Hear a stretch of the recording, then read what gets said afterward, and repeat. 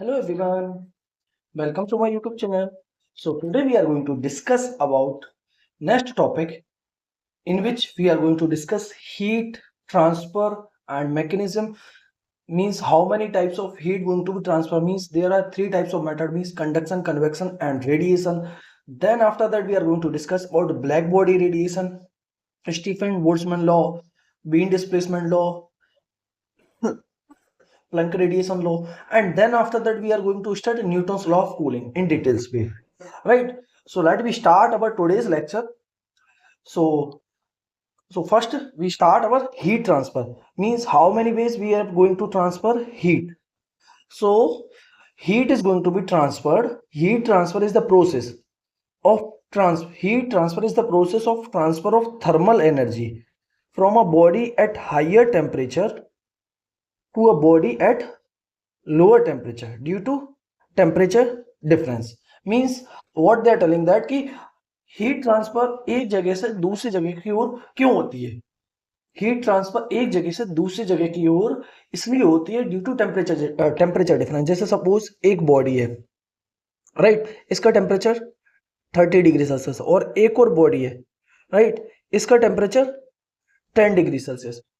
सो अगर इन दोनों को कांटेक्ट में लाते हैं तो क्या होगा. कांटेक्ट में लाने पे हीट फ्लो होगी हायर टेम्परेचर से लोअर टेम्परेचर की ओर, हायर टेम्परेचर से लोअर टेम्परेचर की ओर. एक तो ये तरीका कि इन दोनों को कांटेक्ट में लेके जाए तो हीट ट्रांसफर होगी. दूसरा तरीका है कि अगर इन दो को कुछ दूरी पर भी रखे तब भी हीट ट्रांसफर होगी एक जगह से दूसरे की ओर. और तीसरा है कि अब सन से रेडिएशन आती है हमारे अर्थ की ओर. अब ऐसा तो है नहीं कि अर्थ सन से जाके कांटेक्ट कर जाएगी तभी हीट ट्रांसफर होगी, तब भी सन से रेडिएशन आती है हमारे अर्थ की ओर. तो ये भी एक हीट का एक ट्रांसफर है जिसको हम बाद में एक हीट का प्रकार है जिसको हम रेडिएशन कहते हैं. एक कंडक्शन हो जाता है, एक कन्वेक्शन हो जाता है और एक हमारा रेडिएशन होता है. तो कंडक्शन में हमें क्या होता है, कुछ मटेरियल मीडियम चाहिए होता है जिसको हम डिटेल भी में स्टडी करेंगे. और कन्वेक्शन हो जाएगा और रेडिएशन हो जाएगा. इन तीनों प्रकार से हम हीट को ट्रांसफर कर सकते हैं एक जगह से दूसरे जगह की ओर. हीट को ट्रांसफर करने के हमारे पास तीन तरीके, एक तो कंडक्शन है, कन्वेक्शन है और रेडिएशन है. उन तीनों टाइप को हम डिस्कस करेंगे. सो हम सबसे पहले कह सकते हैं heat transfer is the process of transfer of thermal energy. एक प्रकार से ट्रांसफर है थर्मल एनर्जी का from a body at higher temperature to a body at lower temperature. ये एक बॉडी से दूसरे बॉडी की ओर हीट ट्रांसफर होती है. उसका मेन रीजन क्या है, due to temperature difference, right. इसलिए हीट ट्रांसफर होती है एक फॉर्म से दूसरे, एक बॉडी से दूसरी बॉडी को ड्यू टू टेम्परेचर डिफरेंस. और एक प्रकार से ये थर्मल एनर्जी का ट्रांसफर होता है. इसका फिजिकल मीनिंग हम समझे तो फिजिकल मीनिंग हमें ये क्या बता रहा है. Physical meaning, heat transfer always occurs spontaneously. Means heat transfer एकदम से इंस्टेंटली होती है. ऐसा नहीं कि हीट ट्रांसफर कुछ टाइम बाद होगी, एक आध घंटे बाद होगी. Heat transfer always occurs instant spontaneously in the direction of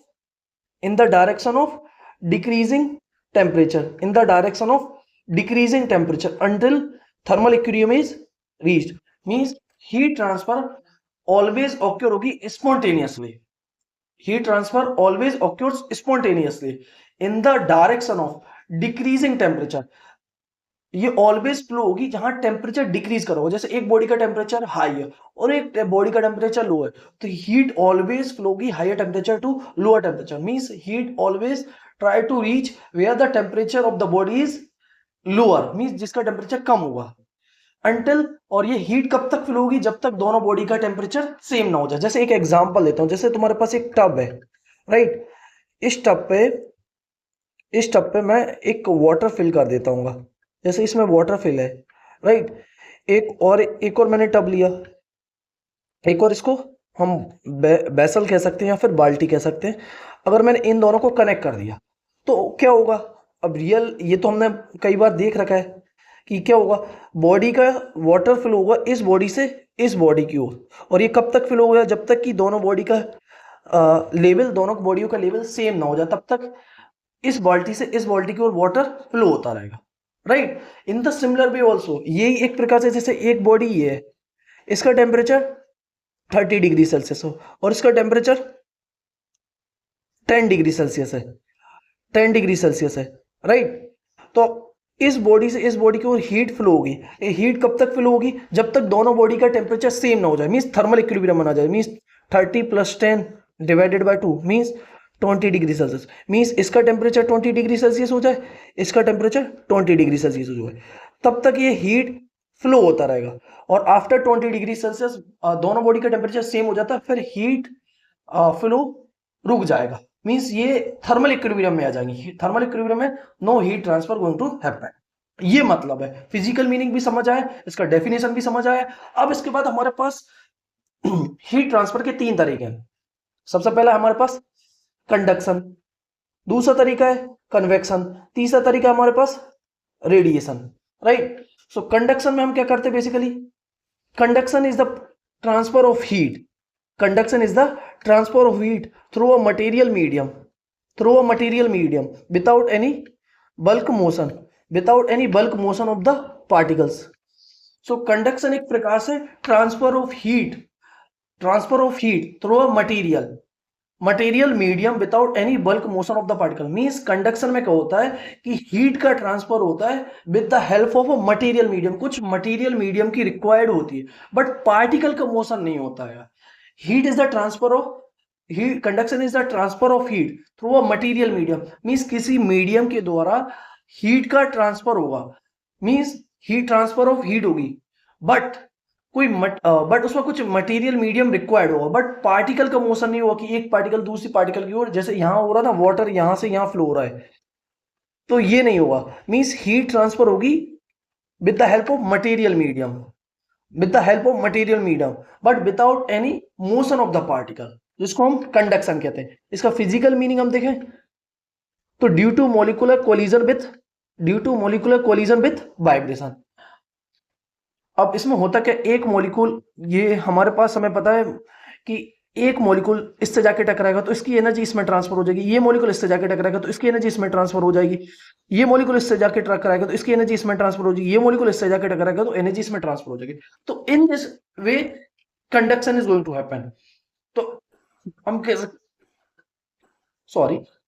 हम कह सकते हैं कंडक्शन में हीट फ्लो होती है बाया with the help of material medium, but particle का मोशन नहीं होता है। बट क्या होता है, एक पार्टिकल दूसरे पार्टिकल से जाके टकराता है तो उससे एक पार्टिकल अपनी एनर्जी दूसरे पार्टिकल को ट्रांसफर करता है, दूसरा पार्टिकल तीसरे पार्टिकल से जाके टकराता है तो वो दूसरा पार्टिकल तीसरे पार्टिकल को अपनी एनर्जी ट्रांसफर करता है, तीसरा पार्टिकल चौथे पार्टिकल से जाके टकराता है तो तीसरा पार्टिकल चौथे पार्टिकल को अपनी एनर्जी ट्रांसफर कर देता है।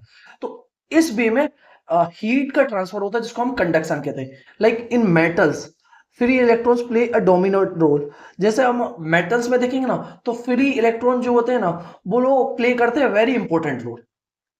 अब जैसे Fourier law of heat induction, means इसका लॉ जो इसका फॉर्मूला जो दिया है ना वो Q = -K dt/dx।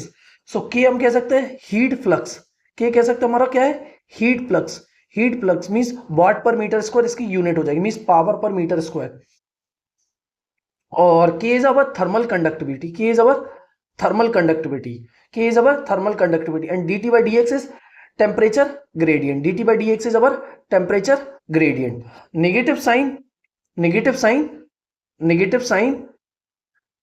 Negative sign क्या बता रहा है, heat flows from high to low temperature, means heat flow होगी high temperature to low temperature. ये तो हम देख भी लिया। और इसका एप्लीकेशन हम देखें तो एप्लीकेशन हमारे पास क्या हो जाएंगे, application heat transfer in rods and balls. जो हम देखते हैं ना, जैसे एक रॉड्स में, जैसे एक सबसे अच्छा रियल एग्जांपल देखें, जैसे हम चाय गर्म करते हैं तो चाय गर्म करने में हत्ता लेते हैं, हत्ते को हम डायरेक्टली चाय पत्ती डालते हैं, दूध डालते हैं, पानी डालते हैं और सब शक्कर वगैरह डालते हैं। और अब तुम देखते हो कि जब हम कुछ टाइम बाद गर्म हो जाती है तो हम हत्ते को उठाते हैं तो एकदम से हमें गर्म फील होता है, तो हम हत्ते को किसी चिमटी वगैरह या फिर कपड़े की हेल्प से उठाते हैं। तो देख रहे हो क्योंकि उसमें हीट का ट्रांसफर हो, तुम ना गर्म तो चाय को करो बट उसके हत्ते तक भी पानी हीट आ चुकी है ना, तो इसलिए हम हीट को डायरेक्टली टच नहीं कर पाते। तो वो एग्जाम्पल हो जाए कंडक्शन का। राइट। सबसे अच्छा एग्जांपल तुम कह सकते हो कंडक्शन का एग्जांपल, जो हम रियल लाइफ में रोज डेली फील भी कर सकते हैं। और अदर एग्जांपल देख सकते हैं, जैसे रॉड्स लो, उस रॉड को तुम गर्म करो कुछ टाइम तक, कुछ टाइम तुम देखोगे आगे में रखो या फिर सूरज या फिर तुम छत पे रख दो, तुम देखो कुछ टाइम बाद वो गर्म हो जाएगी, तो उसको उठाना कितना डिफिकल्ट हो जाएगा। तो तो हीट ट्रांसफर इन रॉड्स और balls due to with the help of conduction, right. दूसरा design of heat exchange, design of heat exchanges. तीसरा insulation materials, insulation materials mean जो जिनकी कंडक्टिविटी लो कंडक्टिविटी होती है, राइट, उनमें भी हीट फ्लो होती है, वो कंडक्शन के द्वारा ही होती है। Example, metal rod is heated at one transfer ends and heat to the other end by conduction. Means metal rods को लो, इसको हीट करो एक एंड की तरफ, हीट अपने आप ट्रांसफर हो जाएगी उसके अदर एंड। तो ये एग्जांपल हो जाएगा कंडक्शन का। दूसरा एग्जांपल हो जाएगा convection. So convection is the transfer of heat, convection is the transfer of heat due to bulk motion of fluid. Example liquid और गैसेस। अभी तक हमने कंडक्शन में पढ़ा था कि कंडक्शन में हीट का ट्रांसफर हो रहा है बट पार्टिकल का मोशन नहीं हो रहा। कन्वेक्शन में क्या होता है, हीट का ट्रांसफर होता है due to motion of a particle. Means यहां पार्टिकल मूव करेंगे, यहां पार्टिकल मूव करेंगे। Convection is the transfer of heat due to bulk motion of fluids. Means इसमें मोशन फ्लूइड्स होंगे, जैसे फ्लूइड हमारे लिक्विड और गैस होते हैं, लिक्विड और गैस दोनों फ्लो होंगे हीट ट्रांसफर करने में, तो हमारा ये हो जाएगा एक प्रकार से कन्वेक्शन। अब कन्वेक्शन, टाइप्स ऑफ कन्वेक्शन, एक तो हमारे पास नेचुरल जो फ्री कन्वेक्शन कहते हैं, और एक फोर्स्ड कन्वेक्शन जो मींस हम करवाते हैं। नेचुरल फ्री कन्वेक्शन मींस जो ऑटोमेटिकली अपने आप होता है, और फोर्स कन्वेक्शन मींस हम बाहर से कुछ एक्सटर्नल फोर्स देते हैं कन्वेक्शन कराने के लिए, तब होता है, राइट। और इसके बाद एक मिनट,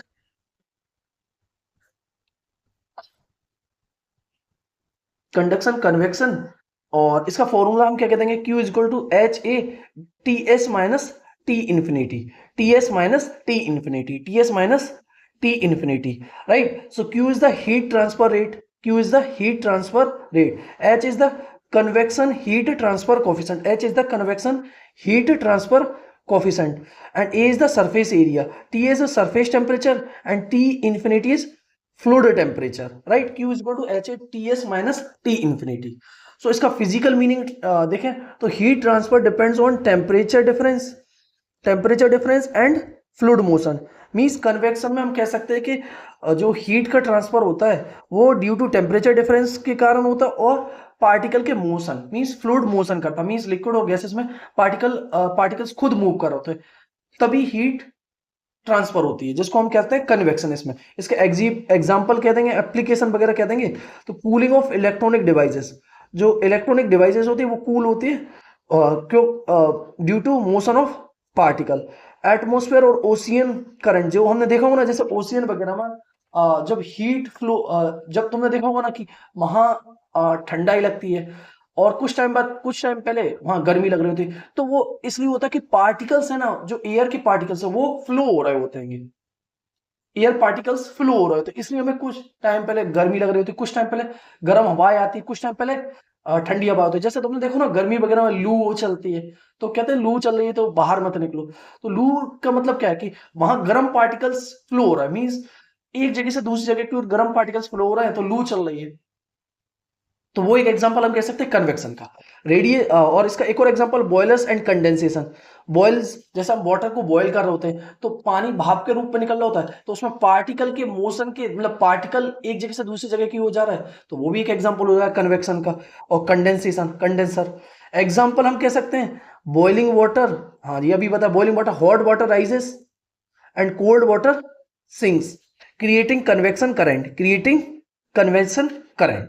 सो कंडक्शन हमें समझ है, कंडक्शन में क्या होता है, पार्टिकल हीट फ्लो होते हैं due to temperature difference, but particle का मोशन नहीं होता है, but due to collision heat transfer होती है। कन्वेक्शन में क्या होता है, पार्टिकल का मोशन होता है हीट ट्रांसफर के लिए, जिसको हम फ्लूइड मोशन कहते हैं, जिसमें लिक्विड और गैस आ जाते हैं। और इसका सबसे अच्छा एग्जांपल कह सकते हैं बॉइलिंग ऑफ अ लिक्विड, जिसको हम वाटर को गर्म करते हैं तो वाटर राइज होके ऊपर जाता है, तो वाटर राइज होके ऊपर जाता है तो उसमें पार्टिकल्स मूव कर रहे हो, तो एक जगह higher temperature to lower temperature, तो वो एक एग्जांपल हो जाएगा कन्वेक्शन का। तीसरा हमारा हो जाएगा रेडिएशन, तीसरा हमारा हो जाएगा रेडिएशन। सो रेडिएशन में क्या होता है, radiation is the transfer of heat, radiation is the transfer of heat in the form of electromagnetic waves without requiring without requiring without requiring material, without requiring any medium. So radiation, अब इसमें क्या होता है, heat का transfer होता है एक जगह से दूसरी जगह की ओर without any, sorry, without requiring any medium. Means कोई मीडियम रिक्वायर्ड नहीं होता, एक जगह से दूसरी जगह की ओर हीट का ट्रांसफर, हीट का फ्लो होता है एक जगह से दूसरी जगह की ओर विदाउट रिक्वायरिंग एनी मीडियम। सबसे अच्छा एग्जांपल, जब सन से रेडिएशन हमारी अर्थ की ओर आती है ना, जो हमें गर्मी फील होती है, तो वो एक एग्जांपल हो जाएगा रेडिएशन का, जिसमें हीट फ्लो, हीट हमारी ओर आ रही होती है, बट हमें पता है कि स्पेस में कोई मीडियम तो है नहीं है, तो वो एक प्रकार से हो जाएगा रेडिएशन का। So radiation is the transfer of heat in the form of electromagnetic waves without requiring any medium, right. इसका की फीचर्स हम देखें तो की फीचर्स हमारे पास क्या हो जाएंगे, can occur in vacuum, can occur in vacuum, ये वैक्यूम में भी हो सकती है, जैसे हमें पता है कि लाइट जो ट्रेवल्स करती है सन से अर्थ की ओर, तो वहां हम कहते हैं ना कोई मीडियम नहीं है, travels at the speed of light, means ये स्पीड ऑफ लाइट से चलती हैं, जो रेडिएशन रहती है ना, रेडिएशन सन से अर्थ की ओर आती है ना, तो वो स्पीड ऑफ लाइट से चलती है, और हमें पता है कि अर्थ से सन से अर्थ की ओर आने के लिए 8.32 सेकंड का टाइम लगता है, राइट। अब हमारे लिए इसी के लिए एक स्टीफेंस बोल्ट्जमैन लॉ रहता है रेडिएशन लॉ के लिए, सो जिसमें हम कहते हैं Q is equal to sigma, sigma sigma A T की पावर 4, सिग्मा ए टी की पावर 4। फॉर रियल बॉडीज के लिए हम क्या है, रियल बॉडी के लिए एमिसिबिलिटी भी आ जाती है, sigma is equal to epsilon A sigma T की power 4, epsilon A sigma A T की power 4। So sigma is Boltzmann constant, मतलब हीट का जो फ्लो होता है रेडिएशन का जो फ्लो हो रहा है ना ड्यू टू रेडिएशन, उसको हम डिफाइन करते हैं स्टीफन बोल्ट्जमैन लॉ का, जिसका फॉर्मूला है Q is equal to sigma A T की पावर 4, या फिर और रियल बॉडी के लिए एमिसिबिलिटी भी आ जाती है, तो emissibility means Q is equal to epsilon A sigma A epsilon T की पावर 4। और E इज एमिसिबिलिटी, एप्सिलॉन कहते हैं या फिर एमिसिबिलिटी ई भी कहते थे कई बार, तो emissibility T is absolute temperature, absolute temperature, जिसको हम केल्विन में लिखते हैं, राइट। और फिजिकल मीनिंग देखें तो radiation strongly depends on temperature and that is T की पावर 4। मीन्स हम इससे बता सकते हैं कि रेडिएशन जो एक जगह से दूसरी जगह की ओर फ्लो होती है, वो डिपेंड करती है टेम्परेचर पर। मीन्स अगर जितना ज्यादा हाइयर टेम्परेचर होगा, उतनी ज्यादा रेडिएशन फ्लो होगी। जैसे सन का टेम्परेचर बहुत ज्यादा 6000 केल्विन अप्रोक्सीमेटली है, तो इतना ज्यादा टेम्परेचर, तो वो सन की रेडिएशन एक जगह से दूसरी जगह की ओर काफी दूर तक हमारे स्पेस, हमारी इस गैलेक्सी में जा सकती है, बट एक लिमिट तक ही जा सकती है। एक जैसे आउटर प्लैनेट्स, आउटर स्पेस होते हैं ना, वहां तक सन की रेडिएशन नहीं पहुंच पाती है। तो जितना ज्यादा हाइयर टेम्परेचर होगा, उतनी ज्यादा रेडिएशन उतनी ज्यादा दूर तक जा सकती है। तो ये इसका फिजिकली मीनिंग है। और इसका रियल एग्जांपल देखें, एप्लीकेशन देखें, तो एप्लीकेशन में हम सबसे पहले देखते हैं सोलर एनर्जी सिस्टम, जो कि मैंने बताया था, solar energy system, thermal imaging, space heat transfer, जो स्पेस में हीट ट्रांसफर होती है वो ड्यू टू थर्मल रेडिएशन के द्वारा होती है। एग्जांपल जो कि मैंने बताया, heat received from the sun reaches earth through radiation, heat received from the sun, heat radiation जो रिसीव करते हैं सन से अर्थ पे, वो किसके द्वारा होती है, रेडिएशन के द्वारा होती है। अब इसके बाद हम इसकी कंपैरिजन टेबल कर लेते हैं, जो कि हमें पूरा समरी बता देगा इस चैप्टर की, राइट, जो कि बहुत इंपॉर्टेंट है। सो एक तो सबसे पहले हम मोड होंगी, मीडियम रिक्वायर्ड होगा, मैकेनिज्म क्या होगा, एग्जांपल कंडक्शन के लिए मीडियम रिक्वायर्ड होगा, yes. Mechanism molecular collision, conduction में मॉलिक्यूलर कोलाइड करते हैं एक दूसरे से दूसरे को, जिससे हीट का ट्रांसफर होता है, एग्जांपल मेटल रोड। कन्वेक्शन में मीडियम रिक्वायर्ड होगा, यस। और mechanism fluid motion, fluid motion means gas और लिक्विड और गैस जो फ्लो होती है, एग्जांपल बॉइलिंग वाटर। रेडिएशन में मीडियम रिक्वायर्ड नहीं होगा, मैकेनिज्म ईएम वेव्स हो जाएंगी, जो एग्जांपल इसका हो जाएगा सनलाइट हो जाएगा। तो ये पूरा कॉन्सेप्ट क्लियर होगा, कंडक्शन, कन्वेक्शन, रेडिएशन। सो हमारे पास heat is a form of energy due, जो हीट एक प्रकार से एनर्जी का फॉर्म है, जो कि फ्लो होता है एक जगह से दूसरी जगह की ओर ड्यू टू टेम्परेचर डिफरेंस।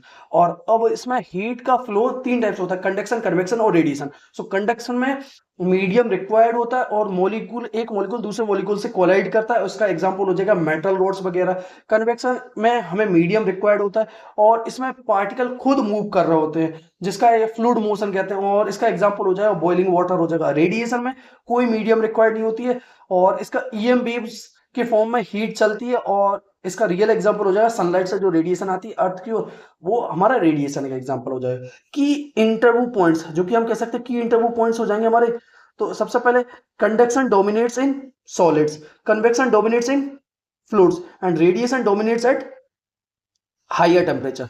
सो सबसे बढ़िया हम अभी डीवाई थ्योरी और सॉलिड थ्योरी ऑफ फ्लूइड्स में सॉलिड डीवाई थ्योरी पढ़ी, डुलोंग पैटेट लॉ डी, और इसके बाद डुलोंग पैटेट लॉ, फिर आइंस्टीन मॉडल, और उसके बाद फिर हमने डीवाई थ्योरी, ये तीनों थ्योरी पढ़ी थी। उसमें हमने देखा था कंडक्शन हो रहा था, कंडक्शन हो रहा था, कंडक्शन डोमिनेट, जो हीट का ट्रांसफर होता है ड्यू टू कंडक्शन होता है, कन्वेक्शन में डोमिनेट्स इन फ्लूइड्स होता है, radiation dominates at higher temperature. So thermal conductivity determines conduction efficiency, thermal conductivity determines conduction efficiency, emissivity controls radiation, emissivity control करता है रेडिएशन को। तो हम इसका कंक्लूजन क्या कर सकते हैं, heat transfer occurs by conduction, convection and radiation, each mode has a distinct physical mechanism, governing equation and application, understanding these is essential for thermal system designing and advanced research, right? So I hope कि ये heat क्या होता है, heat के types, कितने type से heat flow होती है, ये बिल्कुल अच्छे से क्लियर हो गया होगा। अब इसके बाद एक न्यूटन्स लॉ, एक ब्लैक बॉडी रेडिएशन के बारे में और थोड़ा अच्छे से डिस्कस कर लेते हैं, ब्लैक बॉडी रेडिएशन और cooling's law. So black body radiation हम कह सकते हैं black body is an ideal body, black body is an ideal body, black body is an ideal body which absorbs all the incident radiation of all wavelength and emit all radiation depending only on its temperature। Means हम कह सकते हैं एक black body एक ideal body है जिसमें तुम कुछ भी रेडिएशन इंसिडेंट करोगे वो सब रेडिएशन को एब्जॉर्ब कर लेगी, और तुम उसका टेम्परेचर बढ़ाओगे तो वो सभी रेडिएशन को एमिट भी कर देगी। So black body is a special type of ideal body which absorbs all the incident radiation, all incident radiation of all wavelength, or emits radiation depending on its temperature। Means कितने type के radiation को emit करे वो depends करता है temperature पे, right? सो black body very important topic है, interviews वगैरह में 100% पूछते ही है। सो black body is an ideal body which absorbs all the radiation, all incident radiation of all wavelength and emits all radiation depending on its temperature। अब इसके की properties कह देंगे तो एब्जॉर्बिविटी, एब्जॉर्बिविटी means 1, means black body is a ideal body जो सभी radiation को absorb कर लेती है। जैसे इसको कुछ भी रेडिएशन डालोगे तो सब रेडिएशन को एब्जॉर्ब कर लेगी, तो इसका एब्जॉर्बिविटी 1 हो जाएगा। इसका टेम्परेचर बढ़ाओ, टेम्परेचर इंक्रीज करोगे तो ये सभी रेडिएशन को एमिट करेगा, तो इसकी एमिसिविटी भी हम कह सकते हैं 1 हो जाएगी और एब्जॉर्बिविटी भी 1 हो जाएगी। So perfect observer and emitter, perfect observer and emitter example cavity with small hole, cavity with small hole, cavity with small hole. Physical meaning radiation depends only on temperature not material, means radiation जो एक body से निकलती है वो depends करती है only on temperature not material. अब energy distribution of black body जो कि प्लैंक्स ने दिया था, प्लैंक्स ने दिया था E lambda D T is equal to 8 pi H C upon lambda की power 4 1 upon exponential H C upon lambda K BT -1, या फिर ये वेवलेंथ के टर्म में लिखा, हम एनर्जी फ्रीक्वेंसी के टर्म में भी लिख सकते 8 pi H nu cube by C cube 1 upon exponential H nu by K BT -1। So ये फ्रीक्वेंसी के टर्म में हो जाएगा और ये तुम्हारा वेवलेंथ के टर्म में हो जाएगा। ये हम कह सकते हैं प्लैंक्स ने दिया था ब्लैक बॉडी रेडिएशन को एक्सप्लेन करने के लिए। Features of spectrum curve, continuous spectrum, peak shift with temperature, means अगर तुम टेम्परेचर को बढ़ाओ तो पीक इसकी शिफ्ट होती जाएंगी। Area under the curve, area under the curve is directly proportional to T की पावर 4। ग्राफिकल एक्सप्लेनेशन, इसका एक्चुअल में ग्राफ जो आता है उसको मैं ड्रॉ करता हूं, इसका ग्राफ एक्चुअल में ऐसा आता है, not symmetrical, energy versus temperature. और तुम टेम्परेचर बढ़ाओगे तो ये इसका ग्राफ शिफ्ट होता है, शिफ्ट होता है। Graphical as temperature increases, as temperature increases peak moves forward towards shorter wavelength, peak move towards shorter wavelength, intensity increases rapidly. Intensity increases rapidly. Wind displacement law. Wind displacement law भी wind displacement law क्या बताता है? Lambda max into T is equal to constant. Means wavelength is inversely proportional to temperature. इसका conclusion ये है कि temperature बढ़ाओगे तो wavelength decrease करेगा और टेम्परेचर घटाओगे तो वेवलेंथ इंक्रीज करेगा. फिजिकल मीनिंग इसका हम समझते हैं. फिजिकल मीनिंग क्या है? Hotter object emit radiation at shorter wavelength. Means जो हॉटर ऑब्जेक्ट हो गए, जैसे हम एक एग्जांपल देते हैं, जैसे ये ऑब्जेक्ट है और एक ये ऑब्जेक्ट है. इसका मैं कहता हूं इसका टेम्परेचर 200 केल्विन है और इसका टेम्परेचर मैं कहता हूं 50 केल्विन है. तो अब ये दोनों बॉडी रेडिएशन एमिट करेंगे. तो जिसका टेम्परेचर ज्यादा होगा वो रेडिएशन शॉर्टर वेवलेंथ एमिट करेगा. शॉर्टर वेवलेंथ एमिट करेगा. और टेम्परेचर जिसका हाई होगा और टेम्परेचर जिसका लो होगा वो हाइयर वेवलेंथ एमिट करेगा. जैसे एग्जांपल ले लेते हैं, जैसे सन है. सन अप्रोक्सीमेटली जिसका टेम्परेचर बहुत ज्यादा है तो वो शॉर्टर मतलब जो वेवलेंथ रेंज होता है लैम्डा मैक्स वो नियरली अप्रोक्सीमेटली 500 नैनोमीटर का वेवलेंथ एमिट कर रहा होता है. एप्लीकेशन हम इसका देखें. So temperature measurement of stars, हम with the help of Wien's displacement of temperature का मेजर कर लेते हैं. कैसे कर लेते हैं? हम जो सन से जो स्टार से जो सन से जो लाइट आ रही है उनका हम वेवलेंथ को मेजर कर ले. वेवलेंथ को मेजर कर लेंगे तो हम टेम्परेचर में इस वैल्यू में पुट करेंगे तो उस समय टेम्परेचर मिल जाएगा. Infrared thermography. Stefan Boltzmann law क्या बोल रहा है? Stefan Boltzmann law, energy is equal to sigma T की पावर 4 और पावर हो जाएगी सिग्मा ए टी की पावर 4. सिग्मा क्या हो जाएगा? 5.67 इंटू 10 की पावर -8 वाट पर मीटर स्क्वायर पर केल्विन की पावर 4. राइट. सो इसका फिजिकल मीनिंग क्या बता रहा है? ये फिजिकल मीनिंग बता रहा है total emitted energy increases very rapidly with temperature. Mean जैसे जैसे तुम टेम्परेचर बढ़ाओगे उतना ही ज्यादा एनर्जी इंक्रीज करेगा. जितना ज्यादा टेम्परेचर बढ़ाओगे उतना ही ज्यादा तेजी से तुम्हारी एनर्जी भी एमिट करेगा. Right. So Stefan Boltzmann law tell that कि as you increase the temperature उतनी ज्यादा तेजी से उस बॉडी से एनर्जी भी निकलेगी. इसका एप्लीकेशन हम कह सकते हैं solar radiation calculation. Furnace design means furnace में जैसे तुम टेम्परेचर उसको बहुत ज्यादा हाई होता है ना तो उससे भी एनर्जी बहुत तेजी से निकल रही होती है. इसके बाद एक किरचॉफ्स लॉ भी होता है. किरचॉफ्स लॉ क्या बताता है? E lambda upon A lambda is equal to constant. E lambda upon A lambda is equal to constant. Conclusion means good observer. ये क्या बता रहा है? जितना अच्छा कोई बॉडी जितना अच्छा ऑब्जर्वर हो गई उतनी अच्छा एमीटर भी होगा. Good observer is also a good emitter. Application design of thermal emitters. जो थर्मल एमीटर्स वो डिजाइन करते हैं हम वो किरचॉफ्स लॉ पर ही डिजाइन करते हैं. स्पेक्ट्रोस्कोपी वगैरह हो जाएंगी. राइट. अब रेट ऑफ कूलिंग ये बहुत इंपॉर्टेंट है जो कई बार इंटरव्यूअर्स में पूछ लेते हैं. Rate of cooling. So rate of cooling हमें क्या बताता है? Rate of loss of heat depends on temperature difference between body and surroundings. Rate of loss of heat depends on temperature difference. Mean rate of loss of heat depends करता है temperature difference में. Means जैसे तुम चाय को तुम रख दो और कुछ टाइम बाद देखो कि उसका वो चाय ठंडी हो जाएगी.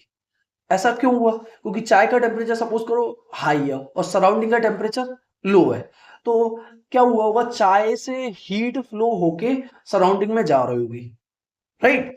सो हम कह सकते हैं रेट ऑफ जो चाय ठंडी हुई उसको हम डिफाइन कर सकते हैं rate of loss of heat depends on temperature difference between body and surrounding. जो सबसे अच्छा रियल एग्जांपल चाय को लो. चाय को तुम देखो कुछ टाइम बाद वो ठंडी हो जाएगी. वो रेट ऑफ कूलिंग को बता रहा है. तो रेट ऑफ कूलिंग क्यों हो रही? Due to temperature difference. So Newton's law of cooling इसी पर बेस्ड है जिसको हम स्टडी करते हैं. Rate of cooling is proportional to temperature difference. Means rate of cooling है वो प्रोपोर्शनल है किसके? टेम्परेचर डिफरेंस के.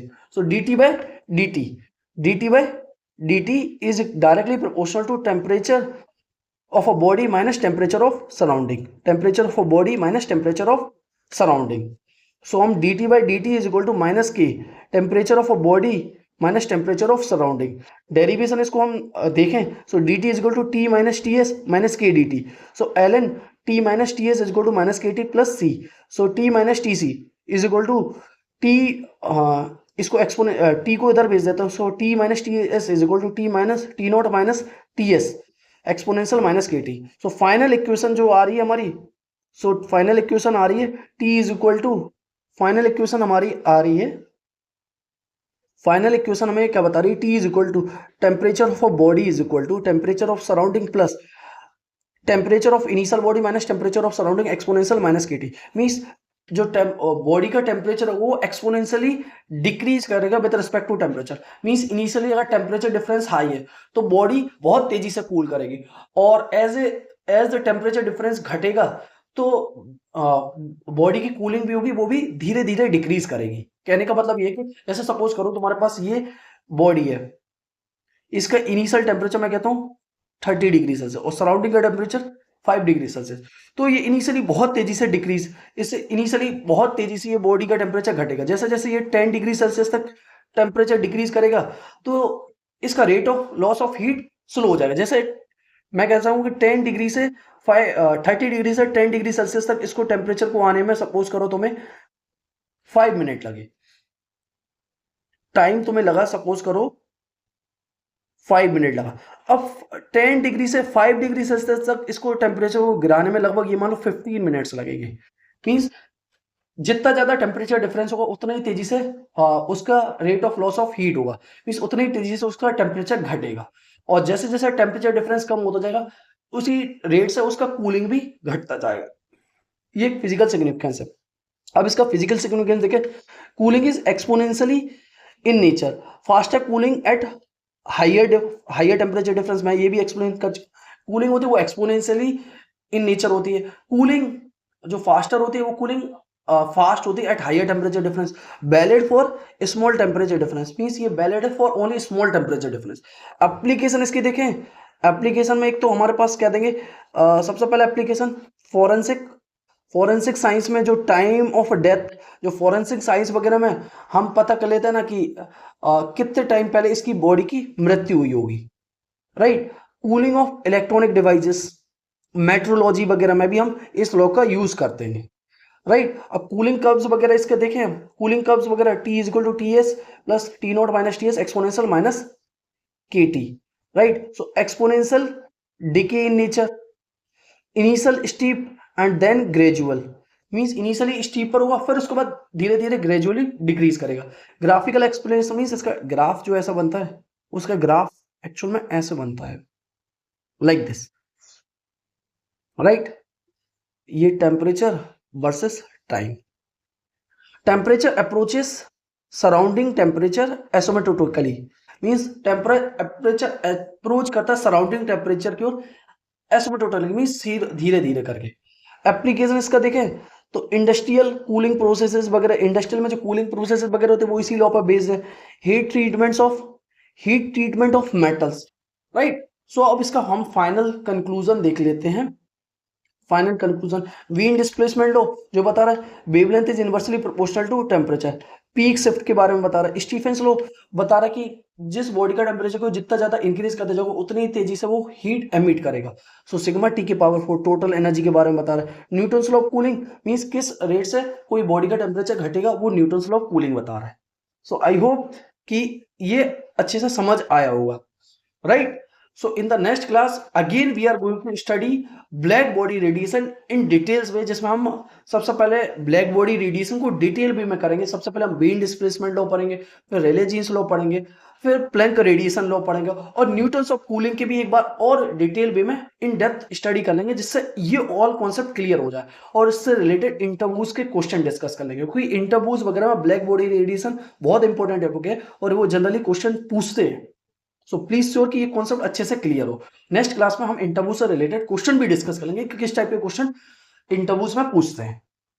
सो आई होप कि ये लेक्चर बहुत अच्छा लगा होगा, मजा आया होगा, एक एक चीज को हम इन डेप्थ वे में समझ लिए होंगे, right. So please like and subscribe my YouTube channel and share with your other friends who are preparing for interviews और other examination for physics purposes और basic understanding. So we will meet in the next lecture.